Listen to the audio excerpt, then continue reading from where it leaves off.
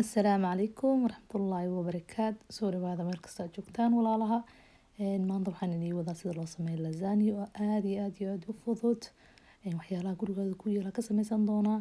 Waxaan idin tusi doonaa white sauce sida loo sameeyo ama maraqa cad oo lasagnada lagu sameeyo insha Allah. Soo dhawaada. Marka ugu horeyso waxaa shiilanaynaa basasha. Basasha marka soo yara shiilno waxaa ku darsanaynaa sida arkaysaan toon iyo sanjabiil aan soo xoqay aan ku darsanaya sida arkaysaan waa ginger insha Allah iyo toon. Marka intaas isku soo shiilay waxaan ku darsanaynaa hilib shishiid aan isticmaalayaa. Hadaad hilib rabin asagoo qudrad bas waa isticmaali kartaa. Qudradii isku soo shiiday aan ku darsanaysaa biidhnillah. Markaas ka bacdi hilibka waxaad ku darsanaynaa xawaajiyada ayu nooca haysatid maraq digaag, cusbo, cumin waxaa jeceshahay ku darsanaysaa. Waxaan baashan waa wax aad u fudud ani sooska xataa waqti badan ma gelinayo sida arkaysiin yaanyada xataa ma soo shiidin marka iyada dhan waxaa waaye very simple insha Allah. Marka intaas isku soo karinay hilibkii waxaan ku daranay gasac oo yaanya ku furay bas biyo ku daray daboolka saaraya xaggaas ugu soo tagay iyada taasi intii noo karayso xagga waxaan ku samaysanaynaa white sauce hore u soo galiyay lasagna insha Allah noo sameynayo laakiin white sauce markaa sameynayay kaamirada email shidneenin so hadda waxaan idin tusayaa step by step sida loo sameynayo white sauce maraqa sauce cad insha Allah. Marka hore waxaa u baahan tahay batarka digsiga ku ridaysaa dabka waa u yara gaabinaysaa وبعدين badarka markuu soo yara dhalaalo qaado bur ku daraysaa insha Allah.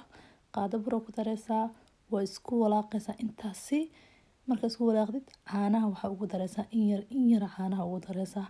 Caanaha oo mataqaanay oo faadka la isticmaali kartaa ama caana haysatid insha Allah. So caanaha in yar ugu dar qaadada ama waxa ku walaaqaysidna ku boobsi insha Allah. So marabna inay mataqaanay caanaha oo burkii bururta u yeeshto u fariisto marka waa ku boobsinaysaa dabkana meel dhaxaad ku yahay insha Allah. So waa isku wadaysaa markasta qaadada ha ka tagin inta mataqaanay isku walaaqaysid oo caanaha kaga dhameynaysid ilaa isku imaadaan markay soo yara karaan soo burayaan qaadada wax yar ka daayinaysaa insha Allah. Ku darsaday toonta shiidan iyo waxa kale toon ku darsaday iyo herbs maxay ahaday spicy yar oo shiidan ma aqaan Soomaali wax lagu dhaho iyo cusbo yar ku darsanaynaa biidhnillah. sooskan aad u fiican yahay lasagna bas lagu ma sameysto inta asaga wali cheese kala nooc lagu daro waxay sameeyaan dadka chipsiyada korka loogu darsadaa ma sha Allah. waa kasa intaas marka saa iskugu soo burtay sida arkaysiin hadda dabka ka damiyay cheese-ka baxsha ku soo xoqay ku dhex shubeena oo ku walaaqaysaa dabka u gaabin kula dabka ka daminaysaa ma gaabinaysid dabka ka daminaysaa inta marka joogtid cheese marka ku daraysid dabka uma shidaysid insha Allah. So dhinaca u dhiganayna asagana waa inoo diyaar biidhnillah uu qaboobayaa. Hadda marka waxaan sameysanaynaa inaan waxyaalaha dhan isku soo dardarsano.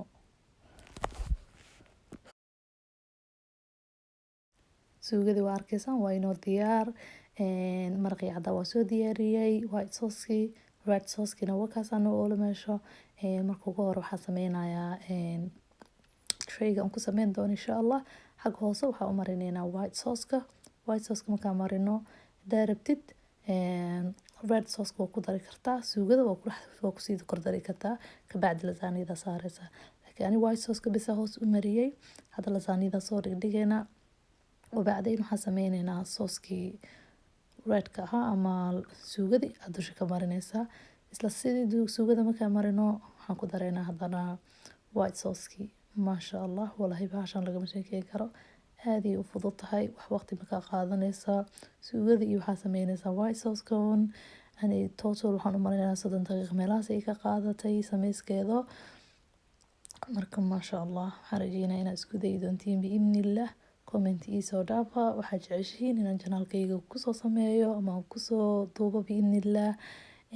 Haday tahay markii kuugu horeysa soo booqatidna soo dhawow ayaan ku leeyahay aad iyo aad u mahadsantahay si asxaabta uga mid noqotid please subscribe-ka ii taabo like-tana igu sharaf insha Allah.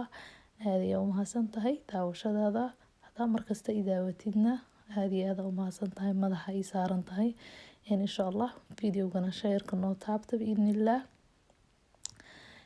marka maasha allah hadda waa kusoo dhameeyay 3 qeyb aan u maleynaya dulsaaray soo noqotay wabacdayn waxaa ku dhameynaya cheese-kii dusha ka daraya 2 cheese ku daray xagga sare cheese-ka caadiga iyo mozzarella cheese ku daray maasha allah caadi ma ahan waa kana ayadoo ku jirtay ovenka intii ku jirtay wallahi waxaan umaleynaa 30 daqiiqo ilaa meelaha 40 daqiiqo ku daayay ma hubo marka saas ay nooga soo baxday inta is dhigi kartid way kuugu kartay markii korna taqaanay ka soo noqoto guduudato diyaar waaye lasaaniyadaada maasha allah waa tan iyadoo short siiran ka duubay aad u mahadsantihiin please subscribe خير بدنا يدير جينيا السلام عليكم ورحمة الله وبركاته.